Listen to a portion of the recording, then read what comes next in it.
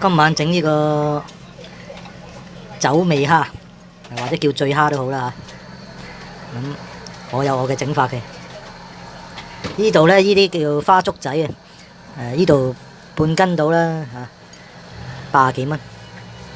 首先都係咁啲沖一沖佢啦。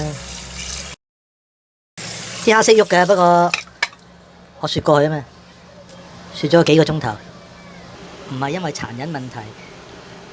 係因為頭先未係時候煮飯，煮佢就簡單啦，煲滾水，我鹽都唔落噶啦。咁你話點為之熟呢嚇？咁就起碼起咗蝦眼水先啦，即係滾翻起啦嚇。咁呢隻蝦又唔係太細隻，又唔係太大隻，我會蝦眼水後俾多少少時間佢。如果唔選個蝦頭呢，就而家都食得噶啦。選個蝦頭呢，就熟少少好啲。講真啦，蝦腸都有菌噶嘛嚇。而家就已經過晒火噶啦嚇，即係蝦眼水之後噶啦。差唔多，我熄火。咁我跟住點做呢嚇？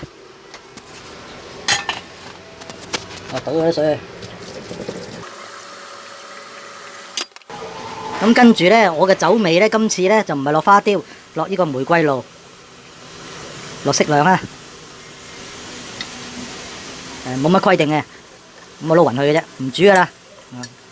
咁你話有酒精喎，咪由得佢有酒精咯，酒味啊嘛。撈勻佢算數。咁啊食得。阿娘親呢就話蝦就敏感啊。阿爹厚唔厚啊？我唔食啦，我洗咗牙。哦，冇人食，我食。你啲娘親走出嚟喎，食唔食啊？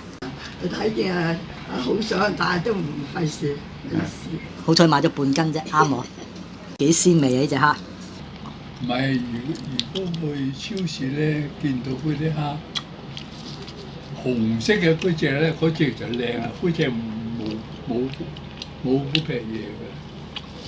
大家睇下我剝蝦嘅手勢純唔純熟？嗰隻。我睇你哋食蝦好快脆，我食蝦好耐嘅。搣埋俾你食啊！我唔食啦蝦。咁拜拜。咁你話呢隻蝦啲酒味入唔入到隻蝦度咧？我可以話俾你聽係入唔到嘅，不過係有少少酒味。我就係貪佢有少少就夠啦。因為如果你入咗啲酒味落隻蝦度咧，就遮咗啲鮮味啊！而家酒味又有，蝦嘅鮮味又喺度，我覺得好適合我。如果你話你要入晒味嘅，你咪將隻蝦浸去1晚2晚咯。